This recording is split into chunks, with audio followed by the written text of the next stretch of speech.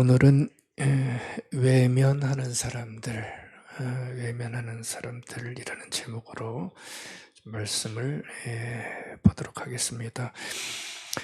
지금 1장 계속 보고 있는데 1장은 32절까지 되어 있습니다. 한 중간 정도 왔지요. 근데 32절까지 되어 있는 1장에서 19절부터는 계속 같은 논조가 이어지고 있어요.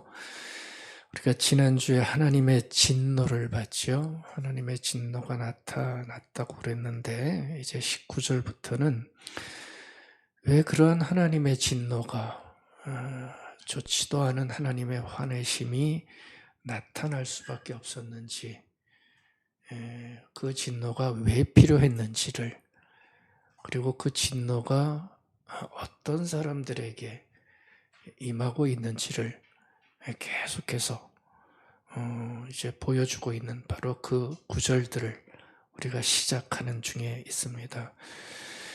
이제 좀 더 자세히 보시면 알겠지만 그 32절까지는 한 3단계로 이어지는 우리 인간의 모습, 인간의 타락이 거기에 설명되어지고 있어요.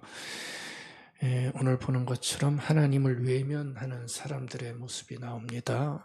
하나님을 외면하는데 그 외면이 외면으로 끝나면 좋겠지만 그 외면하다가 뒤틀리게 되어지는, 그러니까 원래 모습에서 벗어나는 아픔이 거기 나오게 되고요.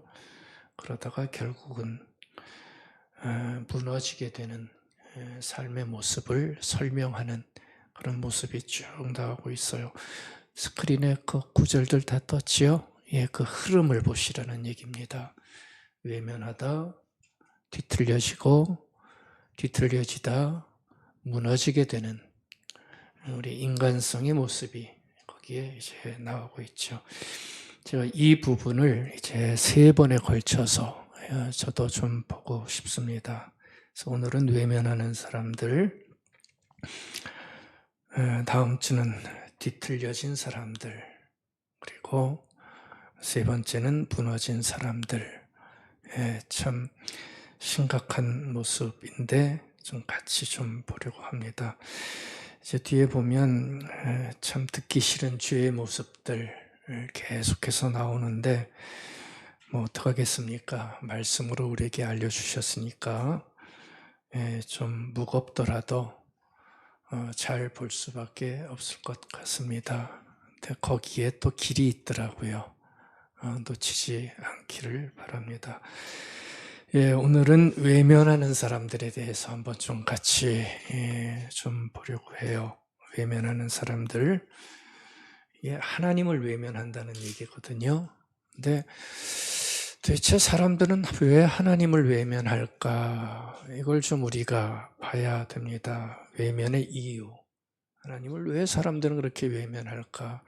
2번째로 보고 싶은 것은 그렇게 하나님을 외면하면 우리의 삶에 어떤 일이 일어나는가? 그것도 좀 봐야 되겠죠. 외면의 결과. 외면해도 아무 일이 일어나지 않으면 외면하든 말든 아무 상관이 없잖아요. 근데 하나님을 외면하면 반드시 일어나는 결과가 있습니다. 그걸 우리가 좀 알고 있을 필요가 있죠. 그리고 3번째로는 이것을 우리가 좀 극복해야 되는데 어떻게 하면 극복할 수 있을까? 이 3가지 한번 좀 같이 짧은 시간이지만 나눠보고 싶습니다. 첫 번째 물음입니다. 참 중요한 물음이죠. 사람들은 왜 하나님을 외면할까? 이거 좀 알아야 되죠. 우리도 외면할 때 종종 있어요. 그래서 이것 좀 잘 살펴볼 필요가 있습니다. 왜 하나님을 거부할까? 세상의 모습이죠. 왜 하나님을 부정할까? 왜 하나님 얘기만 하면 그렇게 핏대를 올릴까? 그런 걸 좀 우리가 살펴봐야 돼요. 그걸 지금 질문하고 싶습니다. 특별히 외면이라는 말을 좀 잘 구분하셔야 됩니다. 외면이라는 게 무슨 뜻이죠? 외면은 모르는 건 아닙니다. 모르는 건 아닌데 모르는 것처럼 시침이 뛰는 거, 모르는 척하는 거, 그걸 우리는 보통 외면이라 그렇게 얘기를 합니다. 그러니까 아는데 뭔가 좀 알만한데 등을 돌리는 거죠. 그걸 외면이다 그러는데 우리가 하나님을 그렇게 대할 때가 있다는 얘기입니다. 하나님에 대해서 외면한다는 얘기입니다. 여러분들 살면서 외면당해 본 적이 있으세요? 저 친구가 나를 뻔히 아는데 또 저희가 나를 상황을 다 아는데 모르는 척하는 거예요. 그러면 기분이 좋으세요? 나쁘세요? 상당히 나쁘죠. 우리는 전화 한 번만 통화가 안 돼도 기분 나빠하는 사람들이에요. 왜 전화를 안 받아? 그렇죠? 근데 아주 노골적으로 내 존재를 외면당하면 굉장히 기분 나빠해요. 그게 외면이라는 단어가 가지고 있는 뜻 아닙니까? 근데 19절과 20절을 보면 바울은 우리 인간들에게, 사람들에게 하나님을 알만한 단서가 분명히 보이는데도 사람들이 하나님을 모르는 척한다. 그러니까 모르면 모르는 척하는 게 아닌데 알만한 게 하나님에 대해서 있는데도 사람들은 등을 돌리고 모르는 척하고 있다라고 지금 얘기를 하는 겁니다. 19절에 보면 하나님을 알만한 어떤 알매의 요소가, 하나님을 향한 지식이 사람들의 본성 안에 분명히 숨겨져 있다. 우리 안에 내적으로 하나님을 향한 어떠한 마음들이 분명히 다 살아있다 라고 얘기를 합니다. 20절에 보면 하나님이 창조하신 삼라만상을 보면 하나님의 존재 자체를 도저히 핑계할 수 없을 텐데 근데도 어떻게 하고 있다는 거예요? 사람들이 하나님께 등을 돌리고 있다는 거예요. 등을 돌리고 있다는 것은 아는 어떤 것이 있는데도 모른 척하고 외면하고 있다는 것이죠. 그렇죠? 무슨 이유가 다 있겠지요. 그거를 지금 바울이 얘기를 해주고 있습니다. 앞에서도 말씀드렸지만 모르는 것하고 모르는 척하는 것은 다른 것이요. 그렇죠? 모르면 할 수 없어요. 모르는데 뭐 어떡하겠어요. 모르면 가르쳐주면 되는 거예요. 그럼 그거를 받으면 되는 거예요. 근데 모르는 척하는 것은 좀 복잡해요. 그렇죠? 모르는 척하는 것은 모르는 척하는 이유가 있기 때문에 그게 뭔지 모르지만 사람마다 틀리니까 이 모르는 척하기 시작하면 그건 굉장히 복잡해집니다. 그래서 근데 바울은 사람들이 하나님을 향한 어떤 창조주를 향한 생각으로 들어가면 모르는 게 아니라 모르는 척하는 것이 훨씬 더 아픈 문제를 일으키고 있다고 보는 거죠. 지금 바울이 문제 삼는 것은 모르는 게 아니고요. 신적 존재에 대한 모른 척, 등을 돌림, 바로 그것을 말해주고 있습니다. 이 하나님을 향한 외면이 이제 뒤로 보시겠지만 뒤틀림을 가져오고요. 우리의 삶에. 그리고 우리의 삶을 무너뜨리는 엄청난 뒤에 죄악의 모습들이 나오는데 우리를 그렇게 끌고 간다는 얘기입니다. 한 개인이 무너지면 사회가 건전할까요? 사회도 무너지지요. 연결되어진 인생의 문제를 지금 바울이 얘기를 해주고 있습니다.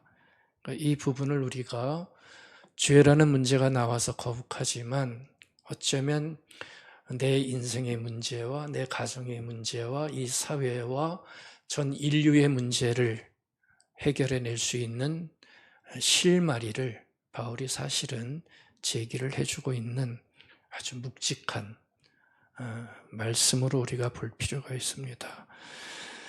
자, 이 하나님을 외면한다고 그랬는데 여러분들 사람들은 왜 하나님을 자꾸 등을 돌릴까요? 그렇게 부정하려고 애를 쓸까요? 이렇게 보면 참 우리들의 입장에서는 안타까움도 있는 것이 사실입니다. 무슨 억하심정이 그렇게 많아가지고, 그렇죠? 하나님 얘기만 나오면 그렇게 순해 보이는 사람들도 거칠어지는 모습 참 많이 보고요. 하는 그러한 모습을 보게 돼요. 왜 등을 돌릴까요? 사람들은 알만한 것이 없지 않는데 조금만 생각해 보면 왜 그렇게 등을 돌릴까? 등을 돌리는 이유를 생각해 보면 너무 많겠죠. 개인의 환경에 따라 다 틀리고요. 굉장히 그 이유가 많을 거예요. 근데 더 어떻게 보겠어요? 한 4가지로 저는 간단히 정리를 해봤어요. 우리 한글 단어로만 한번 정리를 해봤어요. 하나는 간섭의 문제입니다. 간섭하지 마. 여기에 강하게 들어오면서 하나님을 외면합니다. 2번째, 놓치기 싫어. 뭔가 쥐고 싶은 게 있는데 그걸 놓치기 싫어서 하나님을 외면하는 것도 있겠구나. 그리고 3번째, 다 똑같지 뭐. 다 똑같아. 이따 말씀드릴 거예요. 4번째, 살기가 왜 이렇게 힘들어. 이런 고통의 문제. 이 4가지가 사실은 하나님을 외면하는 저는 우리 시대의 모습들, 사람들의 이유가 여기에 많이 들어있다는 생각을 하면서 정립해 본 그런 단어들입니다. 첫 번째입니다. 하나님을 외면하는 첫 번째 이유. 간섭하지 마. 자기 중심성이 강한 사람들이 많이 쓰는 단어죠. 간섭하지 마. 간섭한다는 말 참 많이 요즘 듣지요. 애들도 간섭하지 말래잖아요. 그 꼬맹이들이 간섭하지 마세요. 뭐 이런 얘기 얼마나 많이 써요. 상관하지 말라는 말도 많이 쓰고요. 당신이 뭔데? 예, 뭐 이렇게 조금 길 가다가도 얘기하면 당신이 뭔데 간섭하냐고. 그게 다 뭐냐면 자기 에고가 강한 사람들의 반발하는 모습이죠. 자기가 강하면 자기가 강할수록 간섭이라는 말을 우리는 많이 쓰게 됩니다. 간섭하지 말라고. 근데 여러분들 이런 간섭의 중심성이 자기 중심성이 놀랍게도 사람들에게는 하나님에게까지 창조주에까지 말할 수 있게 되어지는 겁니다. 그래서 참 하나님을 간섭하는 분으로 여기는 사람들이 참 많아요. 하나님을 간섭하는 사람, 간섭하는 존재, 자기의 삶에 대해서. 그러니까 싫은 거지요. 왜 간섭하냐고요. 내가 최고인데, 내 인생 내가 사는데 뭐 신이다 그러면서 하나님이다 그러면서 간섭하냐고. 이게 싫은 거예요. 이거 굉장히 중요한 저는 이유로 보고 싶어요. 그래서 하나님을 생각할 때 참 많은 오해 중에 하나가 하라 하지 마라 라는 존재 정도. 그게 간섭이거든요. 뭘 자꾸 해라. 교회 좀 나오면 하지 마라. 그런 정도로 이해하는 하나님의 존재가 되는 거죠. 그래서 만약 신앙생활을 한다면 그게 굉장히 부담이 되는 거예요. 뭘 자꾸 하라고 하고 하지 말라 그러고. 그러니까 간섭이 들어오니까 어떤가요? 싫잖아요. 요즘은 다 자기가 최고인데. 그러니까 아주 불편하고 거북합니다. 아주 쉬운 외면의 이유지만 근데 이 이유가 굉장히 중요한 많은 이유를 차지하고 있어요. 심지어 우리도 싫어하는데 신자들도 뭐 좀 얘기를 하면 간섭하지 말래요. 내가 알아서 다 한대요. 근데 그게 조금 깊어지면 하나님에게까지 목사한테 그러는 건 아무것도 아니에요. 하나님에게까지 간섭하지 말라고. 그럼 하나님께 결국은 등을 돌리는 거죠. 등을 돌리는 거죠. C.S. 루이스라고 하는 아주 유명한 옥스퍼드의 학자였죠. 그분의 글 중에서 제가 하나 인용해 드릴게요. 사람들은 하나님을 부정하기 위해 온갖 논리를 끌어온다. 그렇죠? 하나님의 없음을 증명하기 위해서 나름대로 정말 많은 이론들을 갖다 댑니다. 이유를 갖다 댑니다. 저는 그거 인정합니다. 근데 이분이 볼 때 진실은 뭐냐 하면 수많은 논리와 이유를 갖다 대고 하나님을 믿지 않으려고 하지만 그 밑에 들어가 보면 그들이 하나님을 믿지 않게 되면 그분께 순종하지 않아도 된다는 자유를 누리고 싶기 때문이다. 한마디로 얘기하면 간섭받지 않고 내 인생, 내 마음대로 내가 하고 싶은 대로 살고 싶은 마음이 훨씬 더 강하다는 얘기입니다. 이 문장 이해되시죠? 이해되시죠? 예. 어렵지 않으시죠? 예. 그러니까 사람들은 하나님을 부정하려고 많은 걸 갖다 대지만, 근데 까고 밑에 들어가 보면 간섭받고 싶지 않은 거예요. 그리고 순종하지 않고 싶은 그런 마음이 깊게 깔려 있다라고 얘기를 하는 겁니다. 여러분들, 이 간섭이라는 것은 하나님을 외면하게 하는 아주 중요한 이유입니다. 등을 돌리게 하는. 그렇죠? 요거 하나 좀 기억해 두십시오. 두 번째 외면의 이유는, 이것도 아주 많은 이유죠. 놓치고 싶지 않아서. 그러니까 자기가 가지고 있는 어떤 것이 있는데 마치 하나님을 믿게 되면 그것을 놔야 되는 거에 대한 부담감이 있기 때문에 자꾸 하나님을 외면하는, 등을 돌리고 있다는 얘기입니다. 그러니까 하나님을 뭔가를 빼앗아 가는 분, 그렇죠?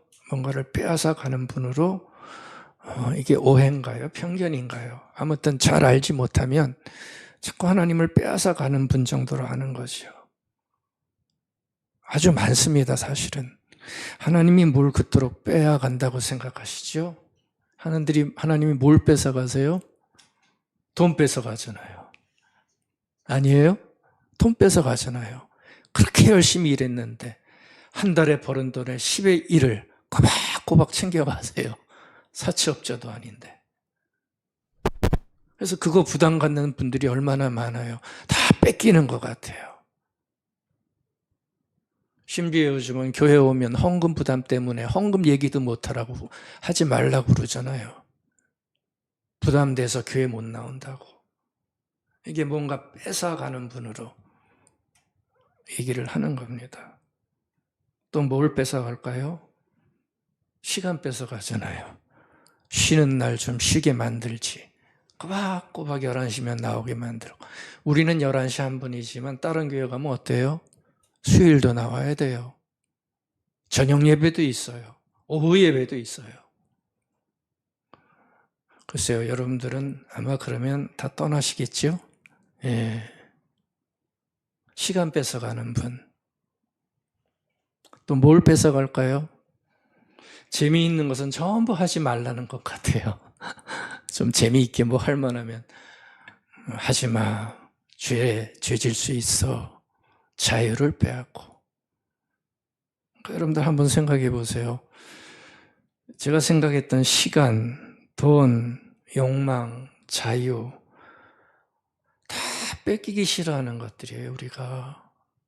지금을 살아가는 사람들이 가장 소중하게 여기는 것 가운데 하나들인데, 근데 놓치고 싶어 하지 않는 것들이잖아요.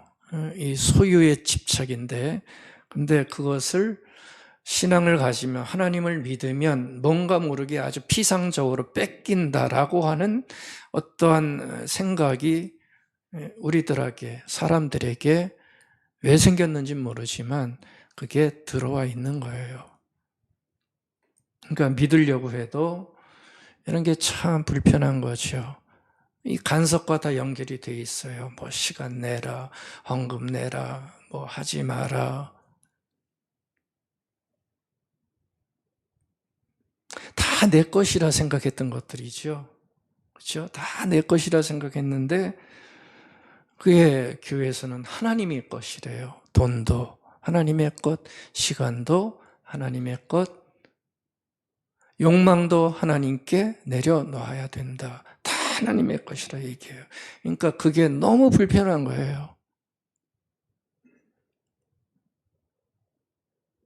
사실 하나님을 모르면 충분히 나올 수 있는 반응이죠. 아니 평생을 신앙생활해도 요거를 해결하지 못해서 불편해하는 분들이, 자유함을 누리지 못하는 분들이 없다 말할 수 없거든요. 헌금도 그렇고요. 시간도 그렇고요. 자유함도 그렇고요. 신앙생활하면서 여전히 불편해해요. 그러면서 그런 순간이 오면 외면해요. 등을 돌려요. 하나님께. 여전히 그게 자유롭지 않은 거예요. 근데 여러분들 조금만 한번 더 생각해 보시겠어요? 이게 과연 불편하라고 그런 것들이 성경에 있는가? 이러한 신앙의 요청을 하는가? 불편하라고. 저는 그렇게 보고 싶지는 않아요. 왜냐하면 오히려 하나님은, 아니 신앙의 삶을 통해서 이런 것들로부터 우리를 자유함을 주게 하기 위해서 이런 것들을 요청하고 있는지도 모르겠다까지 우리가 생각해 볼 수 있어야 됩니다. 왜냐하면 앞서서 얘기했던 놓치고 싶지 않은 것들이 사실은 우리의 삶의 올무가 되게 해서 오히려 우리를 더 힘들게 만드는 조건이 되어진다는 것, 우리가 그것을 알고 있어야 됩니다. 여러분들 놓치고 싶지 않다고 해서 놓치지 않을 수 있을까요? 아니죠. 순식간에 다 사라지는 것이 사실은 그런 것들이에요. 아무리 내가 빼앗고 싶지 않아도요, 그것을 내가 움켜쥐기 위해서 별 수단 방법을 다 기울여도요, 지키지 못해요. 다 순식간에 사라질 수 있는 것들입니다. 오히려 하나님은 이런 우리의 한계를, 인생의 한계를 아시기에 이런 매임에서 풀어주고 싶어하는 마음이 하나님에게는 더 강하게 있는 거예요. 그래서 말씀하시는 거죠. 돈도 시간도 자유도 네게 아니다. 누구 거예요? 하나님 거예요. 그러니까 하나님께 나에게 다 맡겨라. 그래서 더 오히려 자유함을 누려봐라. 안 그러면 너는 거기에 매일 수밖에 없다. 너는 삶의 청지기일 뿐이다. 주인인 나에게 의존해라. 그게 훨씬 더 마음 편하게 자유함을 누리며 살아갈 수 있다. 아멘. 우리 꼭 아십시다. 아직 한 10년, 20년보다 더 많이 사시는 우리 집사님들은 이걸 훨씬 빨리 더 캐치하세요. 굉장히 평안해져요.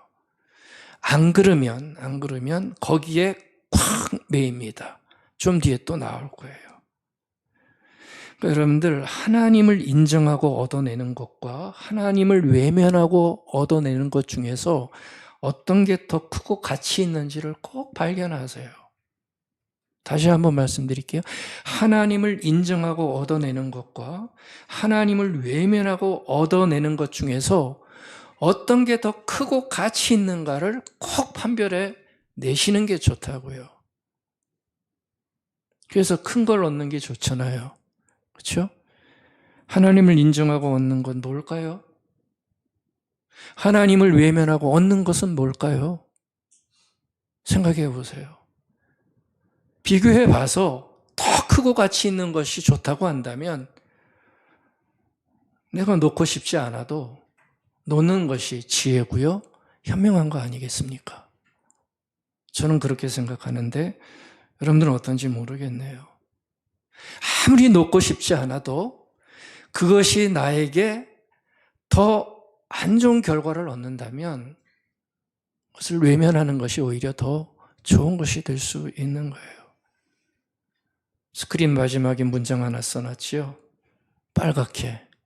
뭐라고 써 있어요? 놓치고 싶지 않은 것 때문에 뭘 놓치지 말라고요? 하나님을 놓치지 마시라. 아멘. 뭘 놓치고 싶어 하는지, 놓치고 싶어 하지 않는지 모르겠지만 그게 그렇게 크고 가치 있는 것이 아니라면 하나님을 놓치지 않기를 정말 바라겠습니다. 그게 우리가 정확하게 짚고 있어야 될 신앙의 모습인 것 같아요. 왜 하나님을 자꾸 외면할까? 알만한 것이 있는데도 왜 자꾸 등을 돌릴까? 그렇죠? 이 두 가지 꼭 한번 생각해 보세요. 세 번째는요, 다 똑같아라는 이러한 의식입니다. 그럼 하나님을 외면하기 참 쉬워요. 다 똑같이 이건 냉소입니다. 냉소. 그렇죠? 아주 비꼬는 듯한 말이죠. 사람들에게 있는, 하나님을 외면하는 사람들에게 꼭 있는 모습이죠. 다 똑같아. 뭐가 다 똑같다는 것이요? 뭐가 다 똑같다고 그러세요? 사람들 많이 얘기하잖아요. 하나님을 믿는 너희나 하나님을 믿지 않는 우리나 뭐 다른 거 있는 것 같냐? 여러분들 뭐라고 생각하세요? 친한 친구들 그런 얘기해요. 야, 너랑 나랑 뭐가 달린 거 있냐? 넌 교회 가고 난 안 가. 근데 뭐가 다른 거 있니? 다 똑같지 않니? 너는 겉만 다르고 속은 우리랑 똑같잖아. 행동도 똑같고 이기심도 똑같고 사랑 안 하는 것도 똑같고 돈 밝히는 것도 똑같고 넌 교회 가고 난 안 가. 뭐가 다르니? 다 똑같아. 이러고 얘기를 한단 말이에요. 근데요, 그게 하나님을 외면하는 이유가 된다면, 아니, 이유가 되고 있잖아요. 그렇죠? 믿고 싶은 마음이 들어갈까? 예, 믿고 싶은 마음이 들어갈까? 그러니까 여러분들, 우리 신자들을 향한 실망감이 있거든요. 또 우리들이 가지고 있는 본의 아닌 위선들이 있는데 사실 이런 것들이 뼈아픈 하나님께 등을 돌리는 외면의 이유가 될 수 있겠죠. 예, 외면의 이유가 될 수 있습니다. 로마서 2장 24절 하나님의 이름이 너희 때문에 이방인 중에서 모독을 받는도다. 그렇죠? 너희 때문에 여기에서는 유대인들이지만 우리도 될 수 있어요. 신자들. 바로 너희 신자들 때문에 하나님의 이름이 이방인들 중에서 불신자 세속사회에서 하나님이 모독을 받는다. 가능한 얘기입니다. 그래서 하나님께 하나님이 알만한 것들이 있는데 찾아보지 않고 그냥 등을 돌리게 만드는 거죠. 시대마다 좀 들리겠지만 우리 시대는 이런 게 참 많은 비중을 차지하는 것 같습니다. 그러니까 진리가 싫은 게 아니라 하나님이 싫은 게 아니라 예수 그리스도가 싫은 게 아니라 그 예수 그리스도를 담고 있는 그릇이 싫은 거예요. 그러니까 내가 싫은 거고 주변의 신자가 싫은 거예요. 그러니까 만약 이게 외면의 이유가 된다면 우리가 하나님께 참 죄송한 거죠. 그러니까 실망이 냉소를 낳고 냉소가 하나님을 멀리하게 만드는 겁니다. 종교가 교회뿐인 줄 아냐? 난 산으로 가겠다. 요즘 미아리에 점집이 있나요? 옛날엔 미아리로 다 갔는데 좀 젊은 애들 좀 많이 본다면서요? 난 글로 가겠다. 종교는 인간이 만들어낸 하나의 현상일 뿐이다. 라고 얘기를 하는 거예요. 그래서 창조주를 바라보지 못해요. 하나님의 존재 자체를 자꾸 거부하게 만드는 거예요. 이게 외면하게 만드는 아주 중요한 이유가 되는 거죠. 거기다가 네 번째죠. 삶에서 일어나는 고통과 이 부조리한 세상의 모습을 보면서 하나님을 외면하게 되는 거죠. 이렇게 살기가 힘든데 하나님은 뭐 하시냐고. 그렇죠? 아주 뼈아픈 질문이 나와요. 도대체 이놈의 사회는 이게 뭐냐고. 왜 이렇게 악이 많고 악한 사람은 잘 되냐고, 불의하냐고. 푸념 같아 보이지만 사실은 하나님을 향해 주먹을 드는 거예요. 충분히 이해할 수 있는 상황이죠. 우리 다 힘든 상황 다 겪어보잖아요. 도대체 뭐 하시냐고 하나님은. 토마스 머튼이라는 영성가가 그래서 이런 얘기를 한 적이 있어요. 고통은 삶에서 일어나는 이 아픈 현상들이죠. 하나님을 외면하게 만드는 현상인데, 고통은 하나님을 찾는 문이 될 수도 있고, 반대로 고통 때문에 하나님을 밀어내는 벽이 될 수도 있다. 다 반반이라는 얘기예요. 밀어내는 벽도 될 수 있고, 오히려 고통 때문에 하나님을 찾을 수도 있다라고 얘기합니다. 어떤 게 좋을 것 같으세요?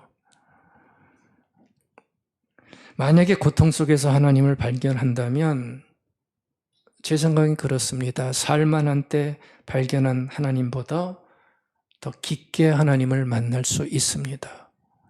고통은 그렇게 만만한 삶의 현상이 아닙니다. 그렇게 나쁘다고 외면만 할 만한 상황이 아닙니다. 굉장히 깊은 신비가 있는 삶의 한 조건입니다. 고통당한다고 하나님을 쉽게 평가할 수 없는 삶의 아픔이지만 그 안에는 알 수 없는 은혜가 있는 삶의 현상이죠. 눈물 흘리는 그 자리에, 우리의 고개 숙인 그 자리에 놀랍게도 우리에게는 십자가의 주님이 계시다고 얘기를 하고 있습니다. 여러분들, 고통받으면 우리는 하나님을 외면하고 등을 돌리려고 하지만 성경에서 말하는 하나님은 고통의 순간에 놀랍게도 우리에게 다가오신다고 얘기를 합니다. 거꾸로예요. 그게 바로 십자가의 고통이었죠. 그 하나님을 우리에게 보여주시는 거예요. 너희들은 나를 외면하지만 고통 때문에 나는 그 고통을 갖고 너희들에게 다가온다. 이거 한번 봐라. 라고 말씀하시는 사인이 십자가 아닙니까? 주님은 외면하지 않으시고 고통받는 자리에 우리에게 오세요. 발견할 수 있기를 바라겠습니다. 여러분들, 외면은 우리의 특기지 주님의 특기는 아닙니다. 여러분들, 우리의 특기가 외면이라는 거 인정하시겠어요? 인정하셔야 돼요. 우리 정말 잘 외면해요. 하나님께 등을 얼마나 쌀쌀맞게 돌리는지 아세요? 순간순간마다. 참 가슴 아프지만 우리는 참 외면을 잘하는 사람들입니다. 근데 주님은 결코 외면하지 않으세요. 내가 너희와 언제나 함께한다. 여러분들의 영성이 열려서 세상에 취해서 고단해서 이 하나님의 은혜를 무시하지 않고 받아들일 수 있는 예민한 감각 꼭 가질 수 있기를 바라겠습니다. 자, 그렇다면 네 가지 봤는데요. 하나님께 등을 돌리면 과연 어떻게 될까? 그렇죠? 하나님을 외면했어요. 알만한 것이 보이는데 뭐 이런저런 이유로 저는 네 가지 들었지만 외면했어요. 그럼 그 결과가 과연 어떻게 될까? 여러분들, 하나님 외면하면 어떻게 될 것 같으세요?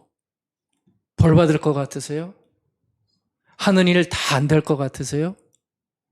어떻게 생각하세요? 하나님을 외면하면 그 결과가 어떻게 나타날 것 같으세요?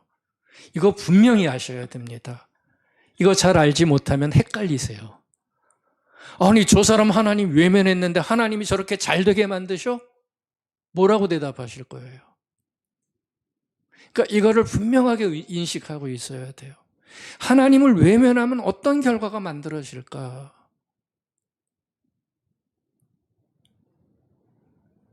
제가 말주변이 없어서 좀 두서없이 얘기하지만 내용은 중요해요. 그러니까 쉽게 넘기지 마시라는 겁니다. 하나님을 외면하면 어떻게 될 것 같으세요? 꼭 한번 살펴보세요. 어떻게 되기를 바라세요, 여러분들은? 자기 빼고. 어떻게 되기를 바라세요?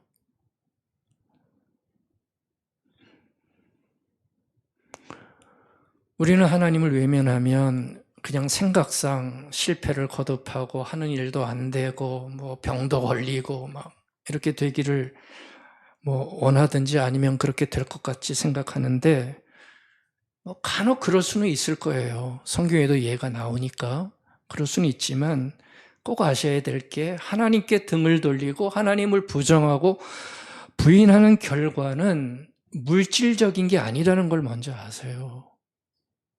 하나님을 외면하는 결과는 물질적인 결과를 말씀하지 않으세요. 하나님을 외면하는 결과는 영적인 거예요. 영혼의 문제를 하나님께서는 말씀하시는 겁니다.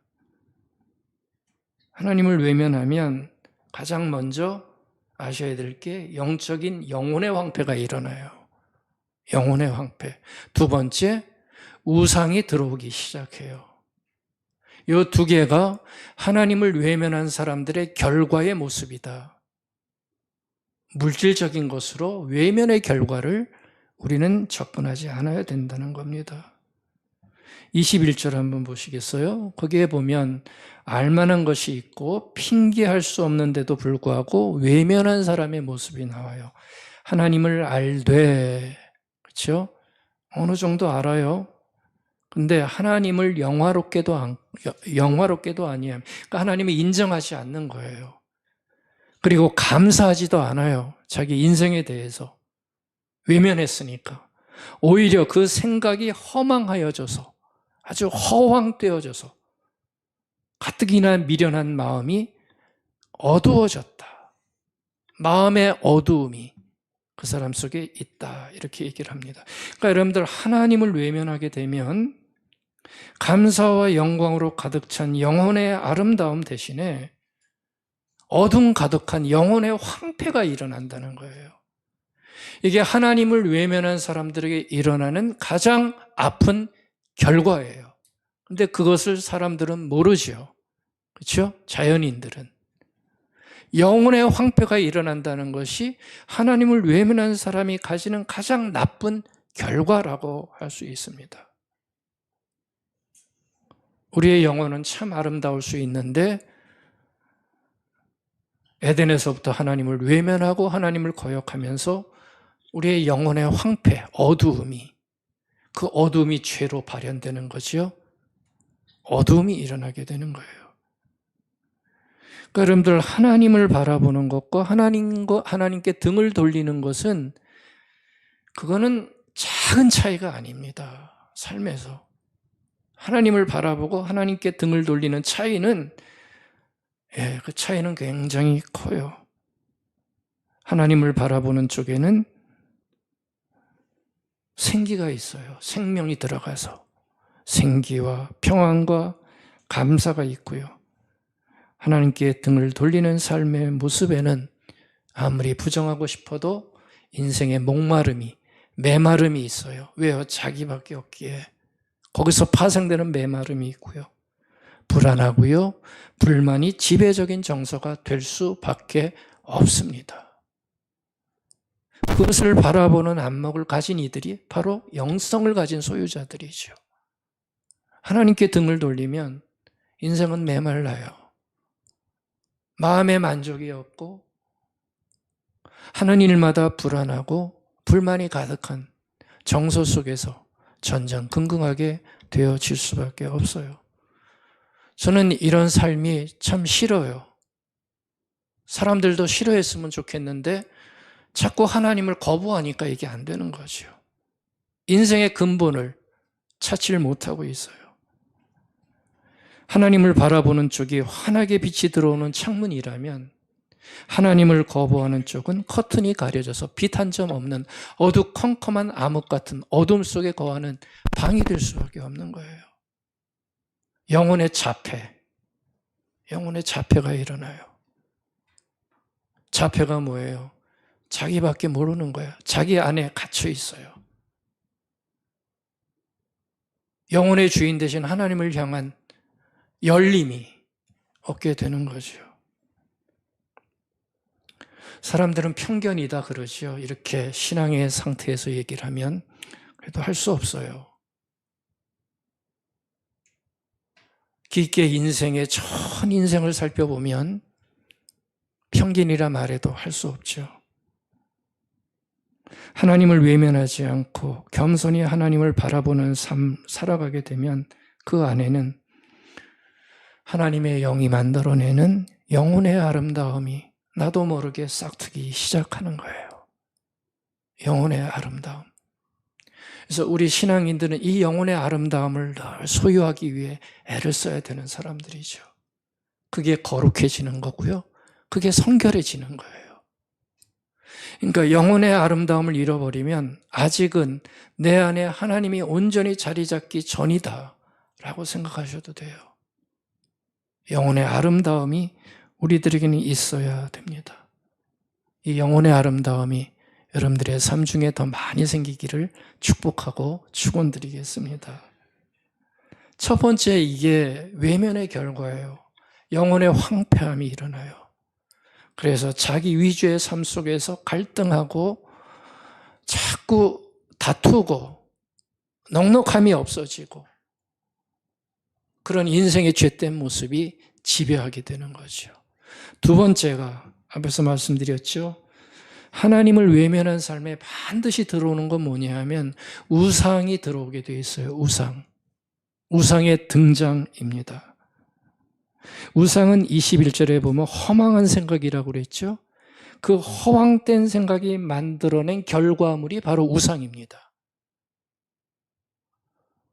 하나님을 외면하면 사람들 속에는 허황된 생각이 들어가는데 그 허황된 생각이 들어가면서 만들어진 게 바로 우상이라는 얘기입니다. 그러니까 하나님이 들어가서 차지할 자리에 누가 들어오는 거예요? 우상이 들어오는 거예요. 하나님이 없으니까 자기가 주인된 자기의 자리에 자기가 좋아하는 것이 들어오게 되는 거예요. 우상이 뭐지요? 뭐 신상이 아니라 자기가 좋아하는 것이 바로 우상이 되는 거예요. 그러니까 하나님이 있어야 될 자리에 자기가 좋아하는, 놓치고 싶지 않은 것들이 만들어져 가지고 그것이 내 삶 전체를 장악하고 있는 게 되는 거죠. 그게 바로 우상입니다. 우상이 무서운 게 뭐냐면 우상은 자기가 가장 좋아하는 거예요. 그래서 그게 무서운 우상이 되는 거예요. 자기가 좋아하는 것들을 절대 놓치고 싶지 않기 때문에 그것이 내 삶에 가장 큰 영향력을 발휘하는 거죠. 그게 뭐예요? 그게 하나님이죠. 우상은 대체신이라고 그러잖아요. 그것이 나를 지배하는 거예요. 그러니까 이 시대의 우상은 거의 대동소이한 거예요. 우리가 좋아하는 거. 그게 우상이 돼서 나에게 하나님처럼 강력한 힘을 발휘하는 거죠. 그래서 거기에 지배당하는 거예요. 여러분들 우상은 그냥 내 말 듣는 게 아닙니다. 우상이 나를 지배하는 거예요. 무서운 겁니다, 사실은. 거기에 콱 매이게 되는 거죠. 돈이 우상이라고 그러잖아요. 가장 강력한 우상. 우리는 그래서 그 우상의 신 앞에 매여 있어요. 돈 생각만 하면 불안하잖아요. 그렇죠? 매여 있는 거예요. 아주 꽉 매여 있어요. 성공도 우리 시대의 우상이지요. 근데 그 우상이 우리를 시달리게 만들지요. 여러분들 성공에 목을 매면 우리를 참 피곤하게 만들어요. 인정도 우리 시대의 우상이죠. 평가에 매이게 만드는 거예요. 여러분들 하나님을 외면하는 게 뭐 대수인가, 뭐 하나님께 등 돌리고 살 수도 있지라고 쉽게 생각할 수 있지만 그렇지 않다는 겁니다. 우상이 하나님이 되면 내 삶의 구조와 삶의 방식을 완전히 바꿔버리는 너무나 중차대한 일이 발생할 수밖에 없어요. 하나님을 섬기는 삶의 방식과 우상을 섬기는 삶의 방식은 같을 수가 없어요. 우상이 내 삶의 주인이 돼서 살아가면 내 삶의 방식이 완전히 바뀌어요. 기도가 있을까요? 말씀 묵상이 있을까요? 하나님의 사랑이 내 안에 들어올 수 있는 열심이 있을까요? 아니에요. 그냥 하루하루가 바빠요. 하나님께 등을 돌리는 일상이 되는 거예요. 삶의 방식이 바뀌는 거죠. 영혼의 황폐가 일어날 수밖에 없어요. 그러니까 여러분들, 우리 신앙인들은 이 사실을 누구보다도 잘 알고 있어야 됩니다. 영혼의 황폐, 우상의 등장, 이것이 하나님을 외면할 때 일어나는 삶의 결과다라고 하는 것. 제가 왜 이 말씀을 드리냐면, 하나님을 외면하는 일이 일반 사람들만 아니라 우리 신앙인들에게도 일어날 수 있기 때문에 말씀을 드리는 겁니다. 우리는 하나님을 알만해서 여기에 나왔잖아요. 근데도 신앙인들도, 우리도, 목사도, 여러분들도 순간순간 하나님을 외면하면서, 등을 돌리면서, 모른 척하면서 내가 주인 된 것으로 살아가는, 그러면서도 아무 가책도 없는, 아무 느낌도 없는 그런 인생을 살 수 있다니까요. 그걸 우리는 가장 경계해야 돼요. 정말 신앙생활을 하려면. 우리 신앙인들이 감각이 참 무뎌진 것 같아요. 모든 신앙생활의 중심이 자기가 돼서 내가 원하는 것으로 이루어지는 신앙의 패턴만 가지고 사는데, 그것도 우상이 될 수 있는 거예요. 그러니까 하나님께 등을 돌리는 거예요, 우리 신앙인들이. 저는 이게 더 뼈 아프고 속상한 외면이다 라고 생각을 합니다. 여러분들, 우리가 하나님께 등을 돌린답니다. 아무렇지 않으세요? 그러시면 안 되잖아요.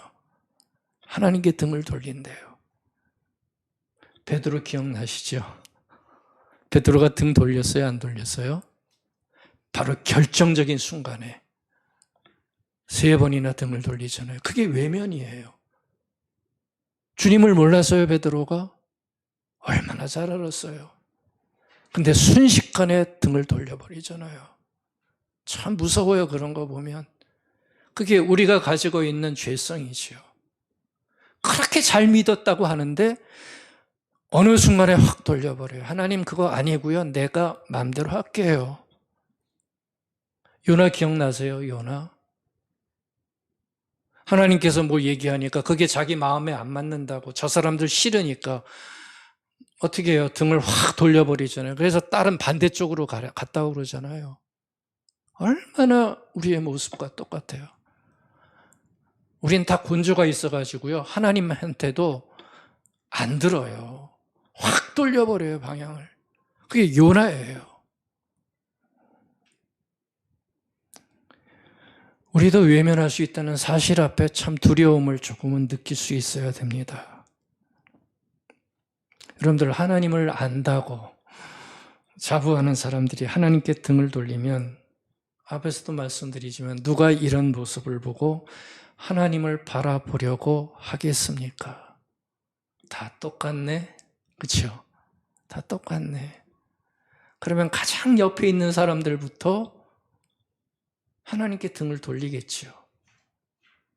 하나님의 존귀하심과 능력과 어미하심을 내가 느끼지 못하는데 누가 하나님의 위험성을 알겠어요? 하나님을 우습게 보는 발판을 우리가 마련하게 되는 겁니다. 여러분들, 외면의 극복은 우리 신앙인들부터 먼저 시작을 해야 됩니다. 외면의 극복은 등 돌리지 않고 어떻게 하면 되죠? 바라보는 거예요. 하나님을 깊이 바라보는 겁니다. 우리부터 하나님을 선명하고 뚜렷하게 바라보는 삶을 살아낼 수 있어야 됩니다. 지금보다 더 잘 보였으면 좋겠습니다. 그래서 외면할 만한 순간이 와도, 아니, 예전에는 등을 돌렸지만 앞으로는 등을 돌리지 않는 하나님의 영으로 충만한 신앙의 삶, 그렇게 살아갔으면 좋겠어요. 그게 우리가 가져야 될 신앙의 삶입니다. 하나님을 알 만한 것이 너희 속에 있다. 핑계 댈 수 없다. 이것이 우리의 신앙이 되어서 하나님을 깊게 뚜렷하게 바라보고 직시하고 응시하는 그 영혼의 아름다움, 우리가 가지고 살아가는 신앙의 삶 가졌으면 좋겠습니다. 이런 은혜가 우리 안에 넘칠 수 있기를 바라겠습니다.